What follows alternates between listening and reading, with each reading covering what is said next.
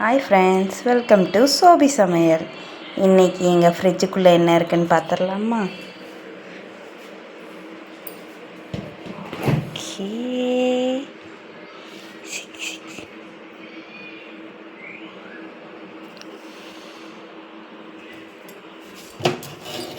மேலே ஐஸ்கிரீம்லாம் ஃபுல்லாக இருக்குது. கீழே என்ன வச்சுருக்கு? மஞ்சள் இருக்குது, இஞ்சி பூண்டு பேஸ்ட்டு, பட்டர் இருக்குது. அடுத்த ரேக் ஃபுல்லாகவே காய்கறியாக அடுக்கி வச்சுருக்கு கட் பண்ணி. பேபிகார்ன் இருக்குது, வாழைக்காய் இருக்குது, கேரட்டு, ரோஸ் பூலாம் பறித்து வச்சுருக்கு.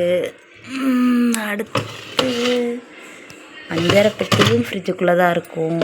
முருங்கைக்காய், பச்சை மிளகா எல்லாமே கட் பண்ணி வச்சுருக்கு. அதுக்கடுத்து மாவு அரைச்சி வச்சுருவோம். தயிர் இருக்குது. கீழ் ரேக் போனோம்னா மல்லித்தலை, தேங்காயெலாம் ஸ்டாக் வாங்கி வச்சுருவோம். அடுத்து கீழே என்ன இருக்குன்னு பார்க்கலாமா? தக்காளி, குடமிளகா, ஸ்வீட் கார்ன் இருக்குது. ரெண்டாவது முட்டைகோஸ் இருக்குது. வேறு இந்த சைடு என்ன இருக்குதுன்னு பார்த்துடலாமா? ஓகே, மேலே கடுகு, இது என்னன்னு தெரில. இதுவும் என்னன்னு தெரில.